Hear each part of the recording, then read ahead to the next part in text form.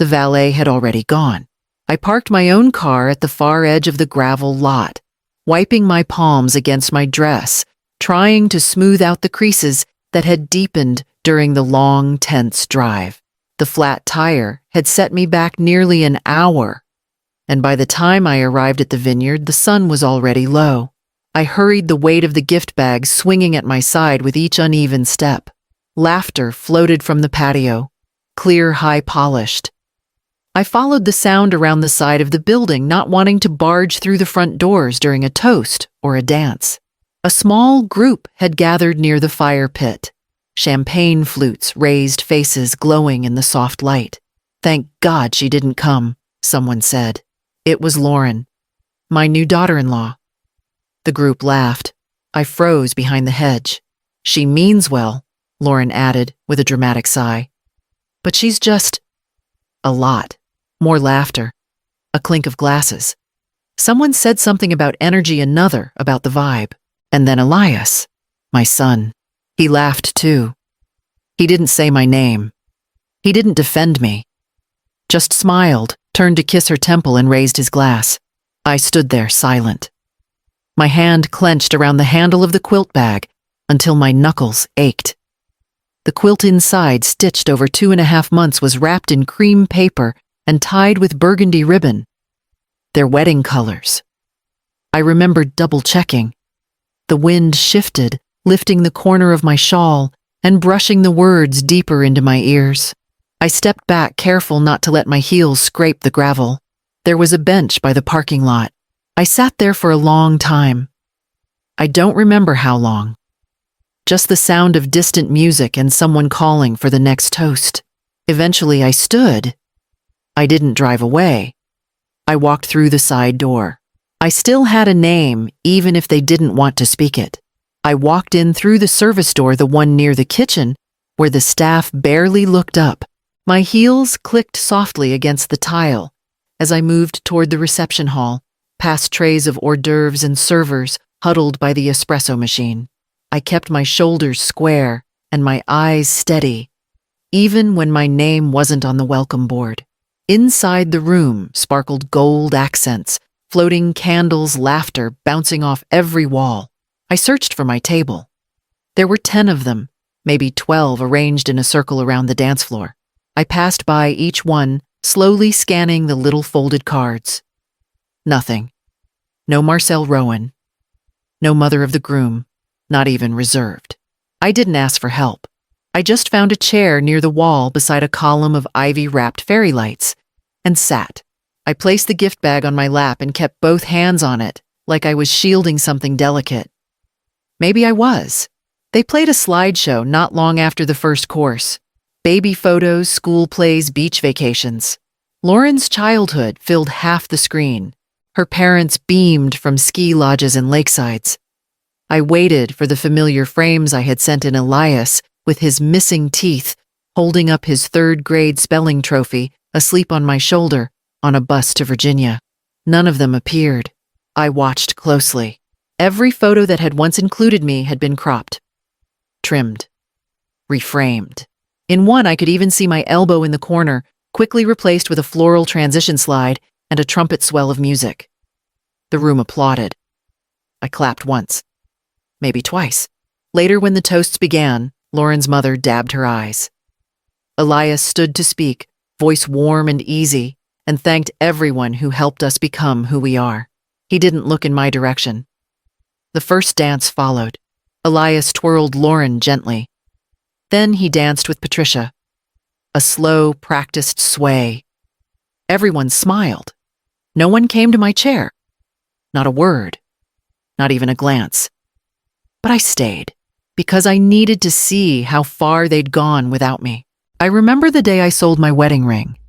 It was spring, the kind of late March day that still smelled like frost.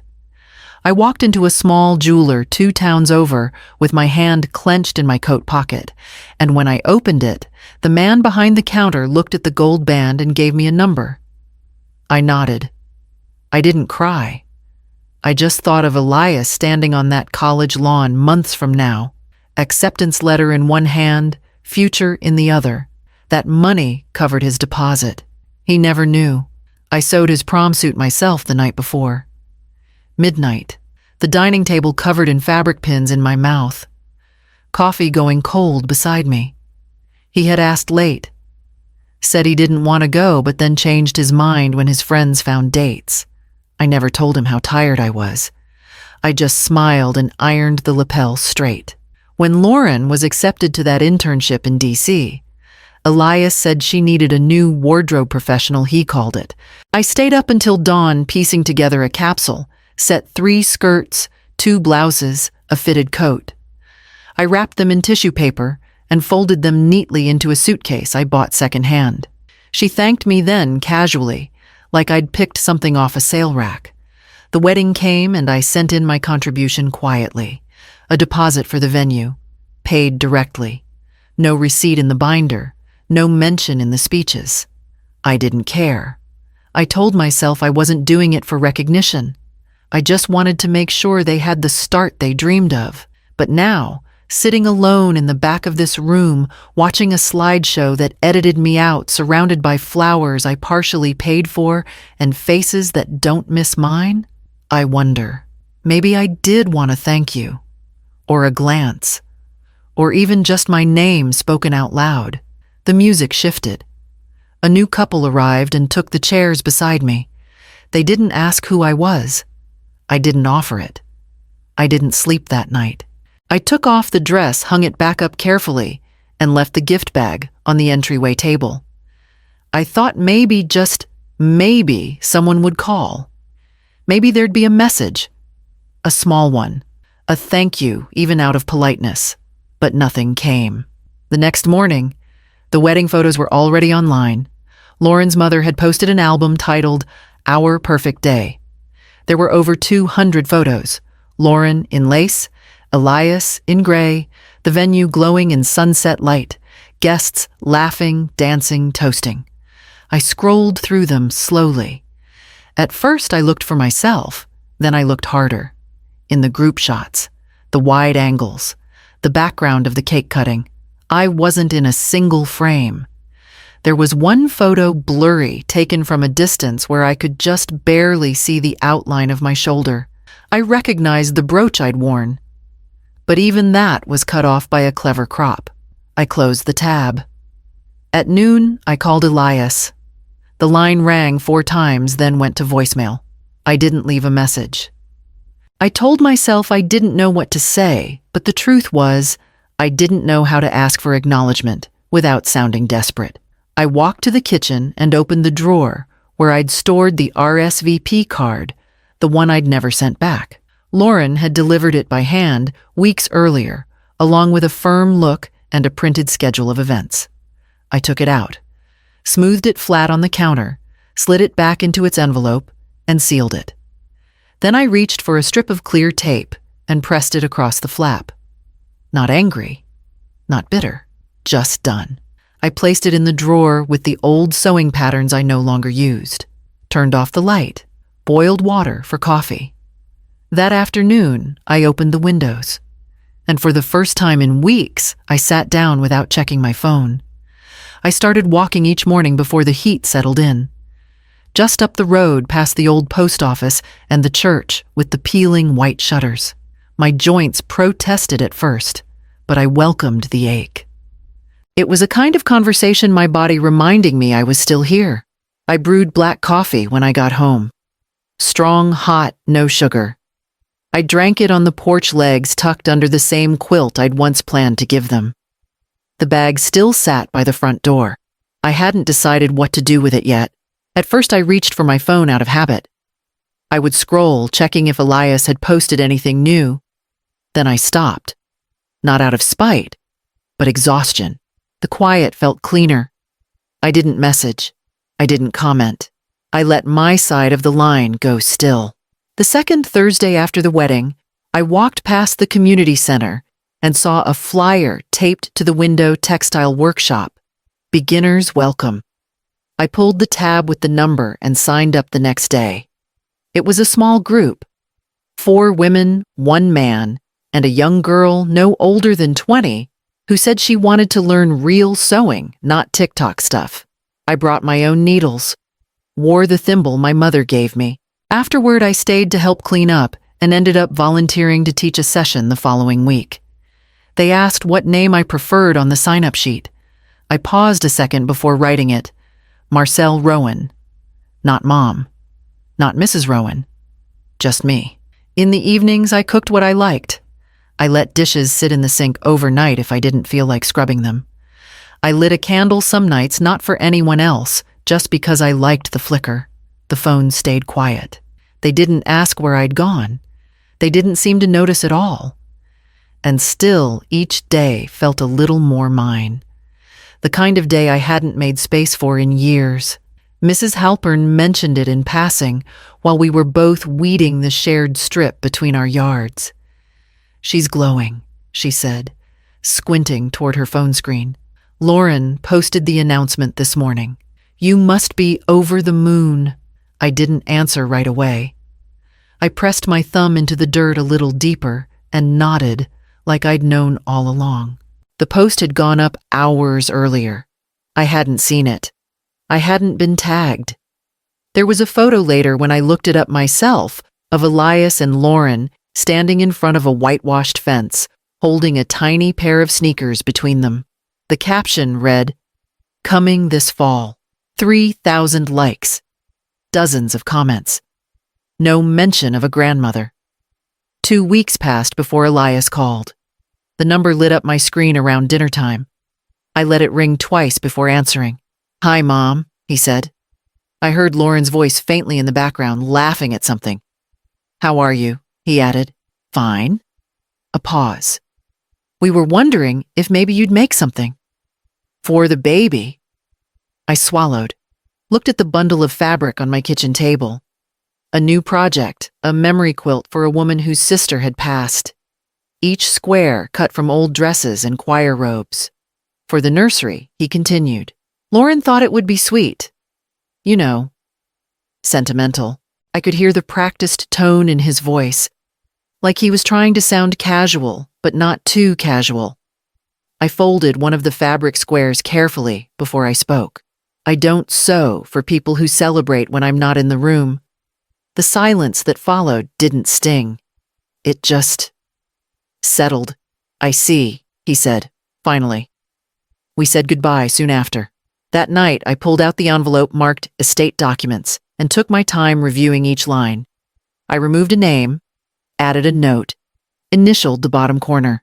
When I was done, I brewed a second cup of coffee stronger than usual and watched the sun lower itself over the back fence like it had nowhere else it needed to be. I ordered the new mailbox plate on a Thursday.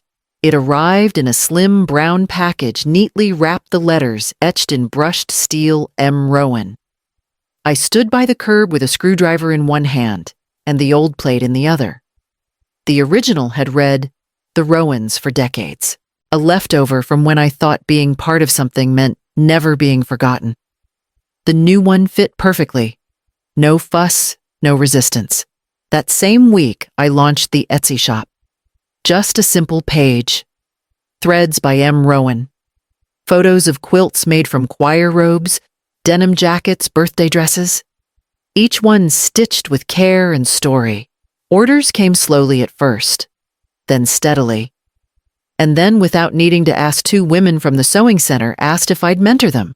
One was a recent widow, the other a young mom, who whispered that sewing was the only thing that made her feel like herself again.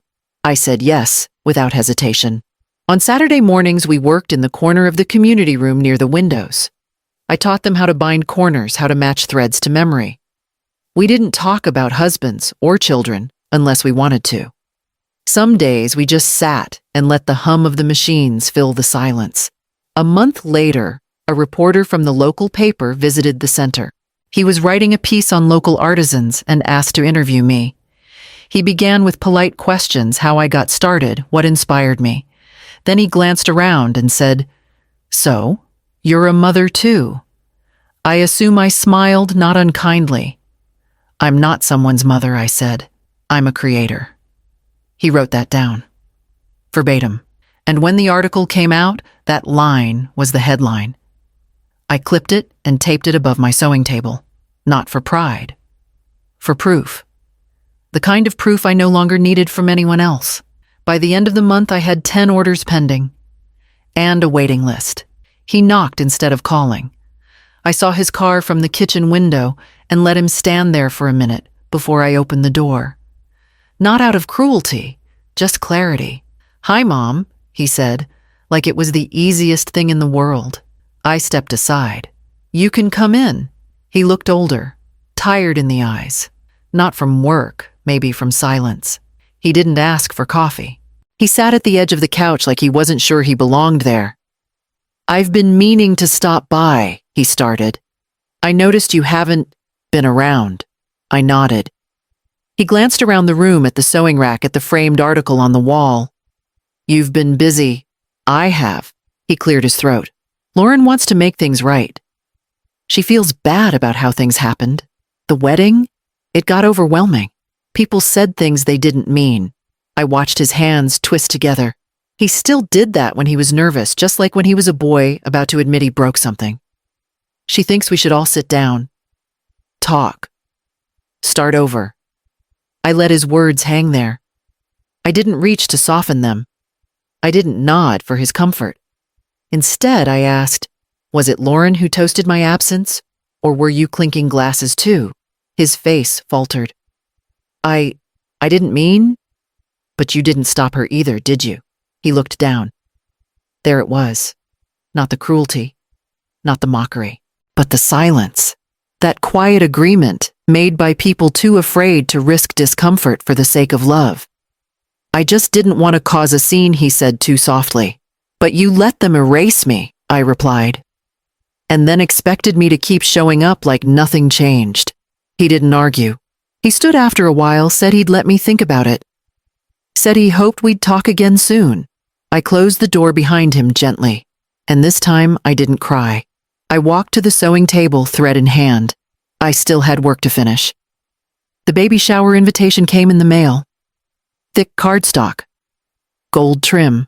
A pastel elephant smiling up at me from the corner. It wasn't handwritten. It didn't even have a note inside. Just a printed insert with registry links and a time. I placed it beside the RSVP card from the wedding. Still sealed, still taped shut. I didn't go. Instead, that Saturday I arrived early to the community center, arms full of fabric bundles and extra thread. It was my turn to lead.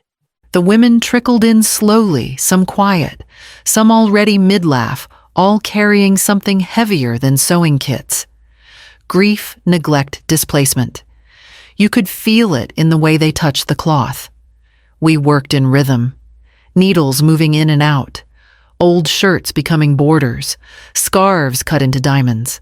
I circled the room, pausing beside each table, adjusting tension, encouraging a stubborn stitch.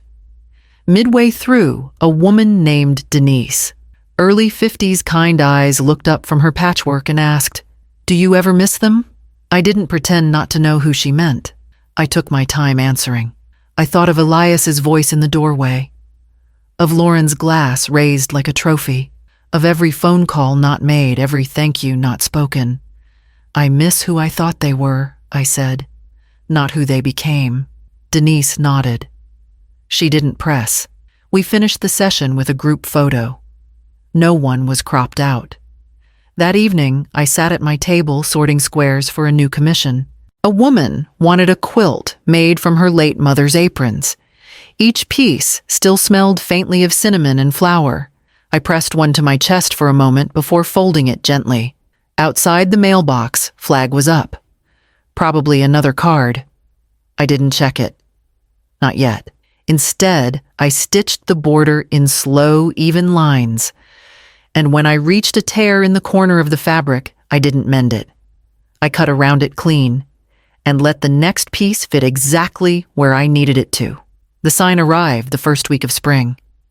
Simple wood hand-painted by one of the girls from the center. It read, "Home of M. Rowan, Textile Artist." I hung it beside the porch light where everyone passing could see. Not for show, for truth.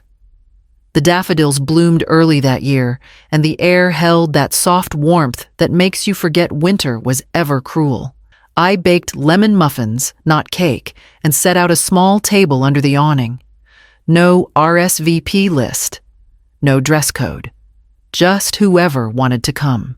Denise brought iced coffee. Hannah, one of the younger women, brought her toddler and a sketchbook. Two of my neighbors came by with folding chairs and stayed long enough to watch the light change. We didn't talk about missing people. We talked about plans, about books we hadn't finished, about fabric dye. No one interrupted, no one performed.